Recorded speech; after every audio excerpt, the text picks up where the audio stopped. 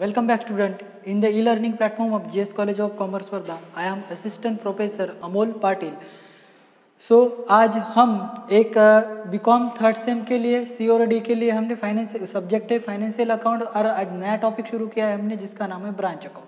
Okay तो branch account में हमारा जो फाइनल अकाउंट था कंपनी का फाइनल अकाउंट वो हमने पिछले वीडियो लेक्चर में कंप्लीट कर दिया है। ठीक है, उसके एग्जाम्पल आप अच्छे से ध्यान में एग्जाम्पल लिखो और उसको प्रैक्टिस में लाओ, आपको वो अच्छे से कवर हो जाएगा। ठीक है, उसके बाद हमारा लास्ट यूनिट बचा है जिसका नाम है ब्रांच अकाउंट, यूनिट नंबर 4।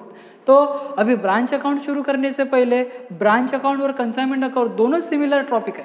ठीक है, कंसाइनमेंट अकाउंट आप लोगों ने कंसाइनमेंट को पढ़ा है।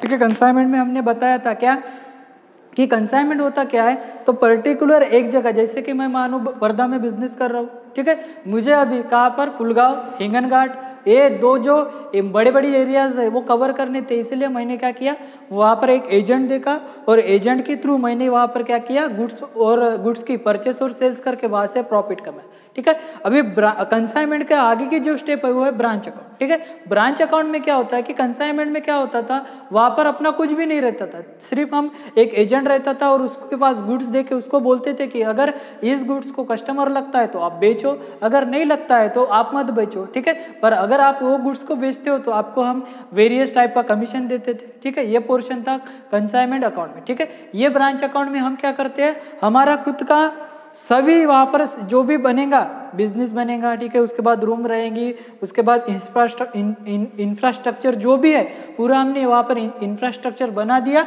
और हमारा जो ब्रांच है उसका हमने मैनेजर को रख दिया हमारे, और इसके हम क्या कर रहे हैं, बिजनेस कमा रहे हैं। ठीक है, बिजनेस कर रहे हैं और प्रॉफिट अर्न कर रहे हैं, तो उसी केस को कहा जाता है ब्रांच। ओके, जब हम देखते हैं कि हम तो बिजनेस कर रहा है वर्धा में। ठीक है, वर्धा में अपना होलसेल बिजनेस है और बिजनेस होने के कारण हमारा अच्छा नाम वर्धा में है, पर हमें फुलगांव के कस्टमर कवर करने थे। तो पहले तो हमने कंसाइनमेंट का जो भी कंसाइनमेंट था वहाँ पर एडॉप्ट करके हमने कस्टमर को कवर करने की कोशिश की। अभी हमारे कुछ कस्टमर बन गए हैं। ठीक है, अभी हम अपना पूरा सेटअप वहाँ पे लगाएंगे।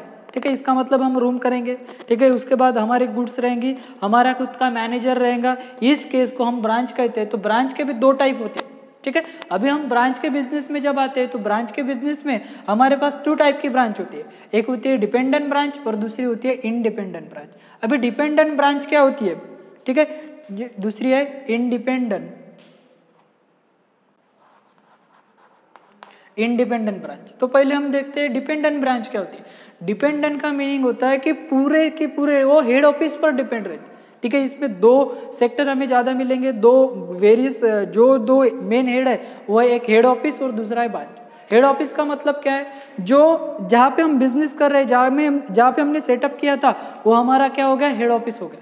ठीक है, हम वहाँ से पूरा का पूरा ब्रांच जो भी ब्रांचेस है वहाँ से क्या करते हैं, हम उसका पूरा का पूरा डायरेक्शन या पूरा का पूरा जो भी मैनेज करते हैं वो हेड ऑफिस से मैनेज करते हैं। ठीक है, वहाँ पर फिर 2 ये हो गए, एक हो गया हेड ऑफिस और दूसरा हो गया ब्रांच। जैसे कि हम यहाँ पर देखते हैं, यह है वर्धा के अंदर हमारा पूरा बिजनेस है और हमने फुलगांव के लिए क्या कर रहे हैं, गुड्स बेचने का सोचा। यहाँ पे हमने क्या कर दी, एक ब्रांच ओपन कर दी। ठीक है, इसका मतलब हेड ऑफिस क्या हो गया, मेन बिजनेस मतलब वर्धा है, और यहाँ की कुछ ब्रांचेस है जो कहाँ पर है, फुलगांव के अंदर। ठीक है, इसको कहा जाता है। अभी डिपेंडेंट ब्रांच का मीनिंग क्या होता है कि ये जो भी ब्रांच जो भी एक्सपेंसेस बोलो या जो भी करेंगे वो किस पे डिपेंड रहेंगे, एक्सपेंसेस करने के लिए डिपेंड रहेंगे किसके, हेड ऑफिस पर।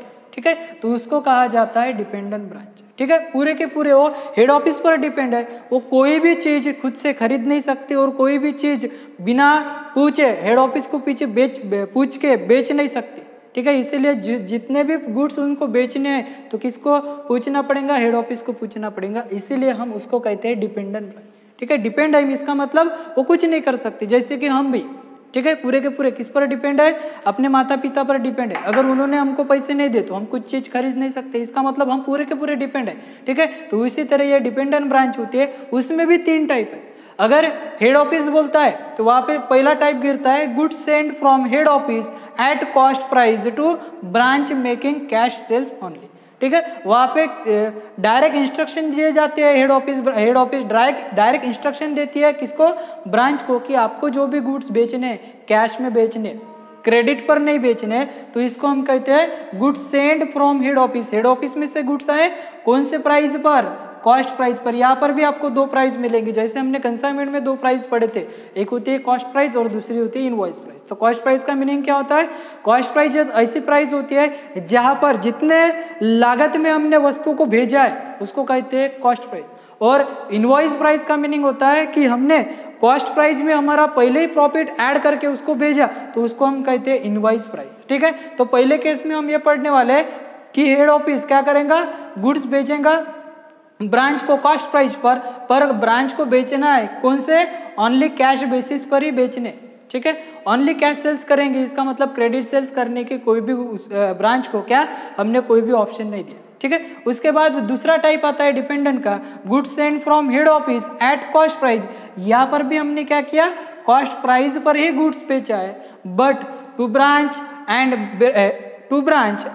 Branch making cash and credit sales only. ठीक है, यहाँ पर हमने क्या कर दिया, ब्रांच को कैश और क्रेडिट में बेचने की हमने क्या कर दी, ये सुविधा उपलब्ध कर दी। ठीक है, पहले डिपेंडेंट इसमें क्या होता था, कॉस्ट पर ही प्रोडक्ट बेचते थे, पर वहाँ पे बोला गया था सिर्फ कैश पर बेचना है। ठीक है, क्रेडिट सेल नहीं कर सकते। दूसरे केस में, दूसरे टाइप में हम पढ़ने वाले हैं कि उनको क्या कॉस्ट पे गुड्स भेजे जाएंगे, तो ब्रांच कैश पे भी और क्रेडिट पर भी बेच सकते हैं। तो उसके समय हम उसका रिकॉर्ड, बुक रिकॉर्ड कैसे करेंगे ये देखने वाले। तीसरे केस में हम देखेंगे goods send from head office invoice price. यहाँ पर क्या गिवन है, इनवॉइस प्राइस। इनवॉइस प्राइस का मीनिंग होता है कि जो भी हमारा कॉस्ट रहेगा, ठीक है, जैसे कि हमने मान लिया कि 100 रुपये हमारी कॉस्ट थी। ठीक है, हमने क्या कर दिया, पहले ही उसके 20 रुपये ऐड करके 120 की उसको उनको कहा कि हमारे पास की जो वस्तु है, प्रोडक्ट है, वो कितने का बना, 120 का बना। तो इसको हम कहते हैं इनवॉइस प्राइस, मतलब ज़्यादा की प्राइस बताते।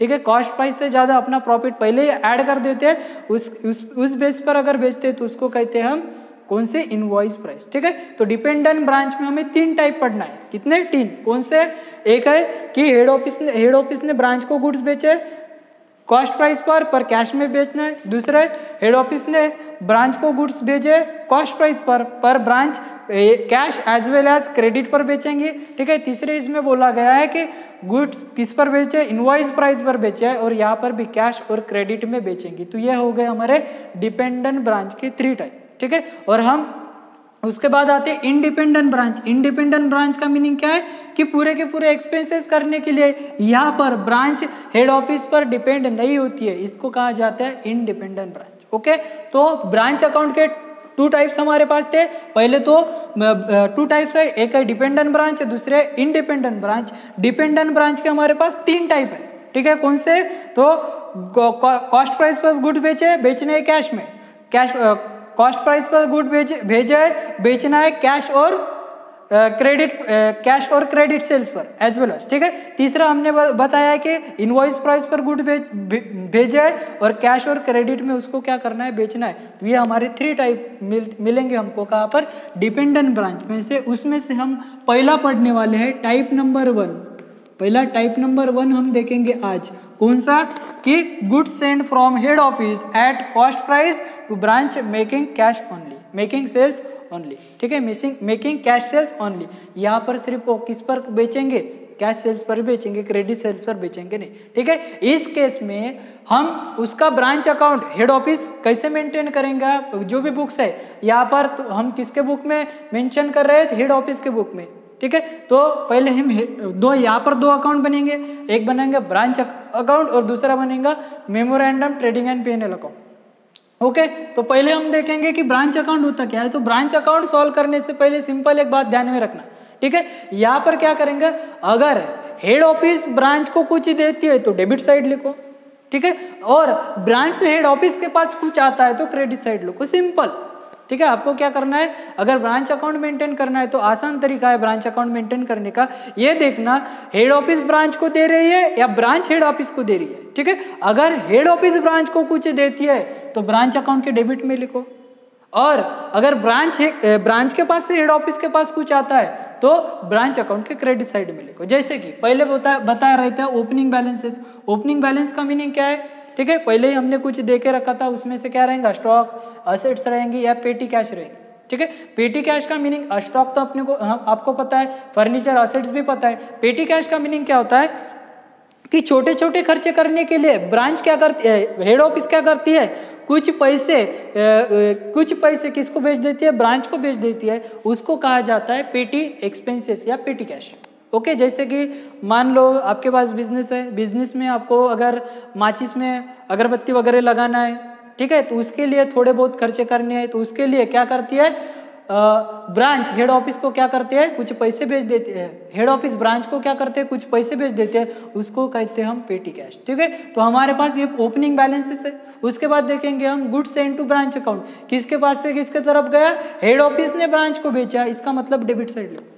ठीक है, तो यहाँ पे लिखेंगे goods send to branch account. उसके बाद ब्रांच के कुछ अकाउंट है जो एक्सपेंसेस है जो हेड ऑफिस ने किए है, इसीलिए यहाँ पर आएगा टू बैंक अकाउंट। ठीक है, बैंक अकाउंट में हम देखें कि मैनेजर की सैलरी पेड की, ठीक है, रेंट पेड किया, पेटी एक्सपेंसेस के लिए खर्चे पैसे भेजे, ये सभी एक्सपेंसेस हम डेबिट साइड लिखेंगे। ठीक है, तो ये है क्या देखा हमने डेबिट साइड में कि जो भी चीज है किसने, हेड ऑफिस ने ब्रांच के तरफ भेजी हुई है। ठीक है, क्रेडिट साइड में हम देखेंगे कि ब्रांच से हेड ऑफिस को क्या मिलता है, जो भी मिलता हो क्रेडिट साइड में लिखना है। जैसे कि हम पहले देखेंगे bye bank account. Bank account इसका मतलब क्या है, कैश रेमिटेड बाय ब्रांच। ठीक है, ब्रांच ने क्या किए, गुड्स बेचे, गुड्स बेचने के बाद जो भी अमाउंट ब्रांच के पास क्या हो रही, कलेक्ट हो रही, वो पूरी की पूरी अमाउंट किसकी, हेड ऑफिस की। तो ब्रांच क्या करेंगे, पूरी की पूरी अमाउंट हेड ऑफिस अकाउंट को ट्रांसफर कर देंगे। ठीक है, इसका मतलब हेड ऑफिस को क्या मिल रही, कैश मिल रही, तो कहां पर चले जाएंगे, वो बैंक अकाउंट में चले जाएंगे, इसलिए by bank account cash remitted bye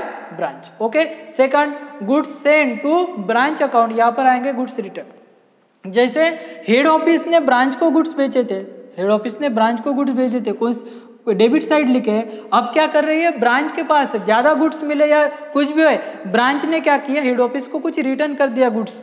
ठीक है, जो भी गुड्स रिटर्न आ गए हम कहां पर लिखेंगे, उसके क्रेडिट साइड, क्योंकि यहां पर क्या हुआ, ब्रांच ने हेड ऑफिस को भेजा।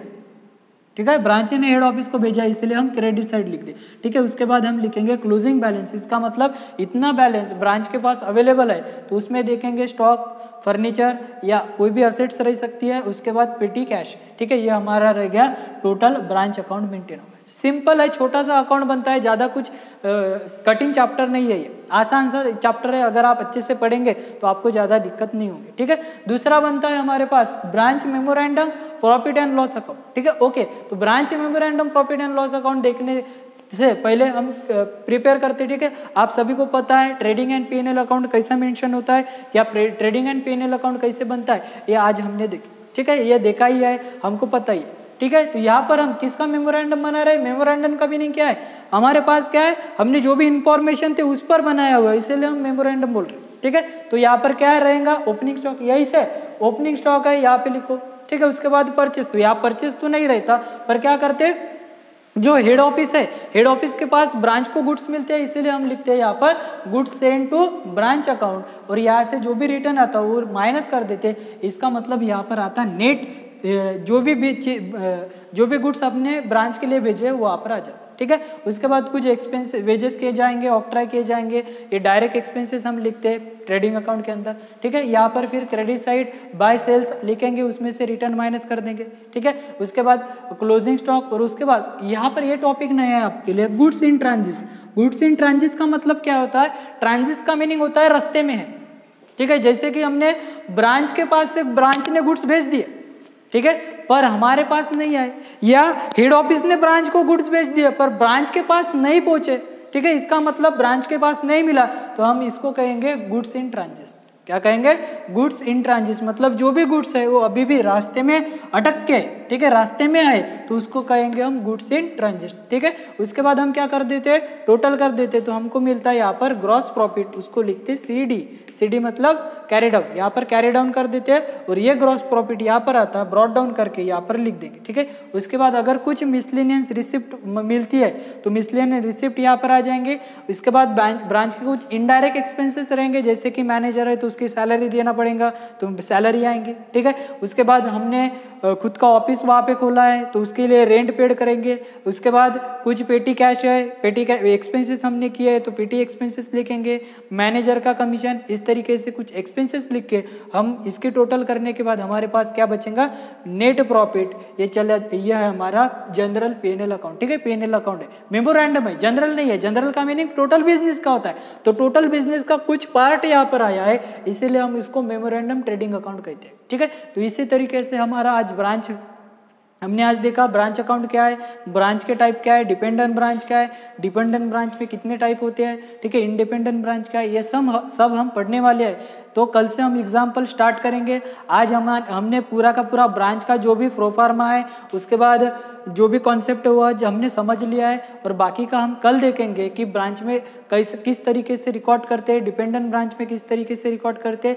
मैं सिंपल बता रहा हूँ, ये आसान सा चैप्टर है, आपको कोई ज़्यादा डिफिकल्टी नहीं रहेगी ये चैप्टर सॉल्व करने के लिए। ठीक है, तो बाकी का हम कल देखते हैं। आज के लिए इतना ही। तो ये जो भी है अच्छे से वीडियो देखो और उसके जो भी टाइप है उसको क्लियर कर लो। ठीक है, तो बाद में बाकी काम कल देखेंगे। चलो ठीक है, बाय।